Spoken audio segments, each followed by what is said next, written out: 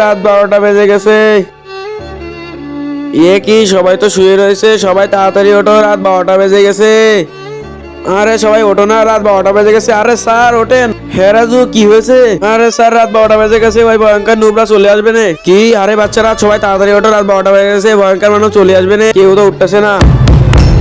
আরে স্যার কি হয়েছে? আরে বেটি রাত 12টা বেজে গেছে, ওই ভয়ঙ্কর মানুষটা আসার সময় হয়ে গেছে। কি 12টা বেজে গেছে? আরে এখন আমরা কি করবো? তো আমাদেরকে খেয়ে ফেলবে মাম্মি।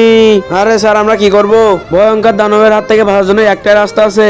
আরে স্যার, কি এমন রাস্তা? ও আসলে প্রথমে আমাদেরকে চুপ থাকতে হবে। আরে স্যার আপনি ঠিক কথা বলছেন। আরে স্যার ও চলে এসেছে, এখন আমরা কি করব?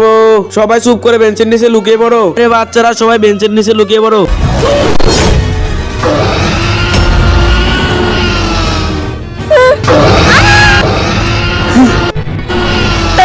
আরে এ তো প্রায় সব বাচ্চা মেরে ফেলছে, আমার কিছু না কিছু করতেই হবে।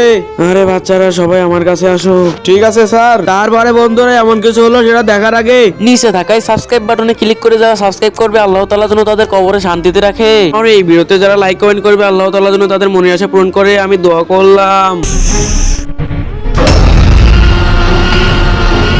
এই নুবরে, সাহস থাকলে আমার সাথে যুদ্ধ কর। আরে ভয়ঙ্কর নুবরা তো আমার দিকে আসতেছে। আমি এই লাঠিটা নুবরের গায়ে মেরে দিয়া। আমি এখন ভয়ঙ্কর নুবরের গায়ে গুলি মেরে দিই। ইয়েস, আমরা জিতে গেছি।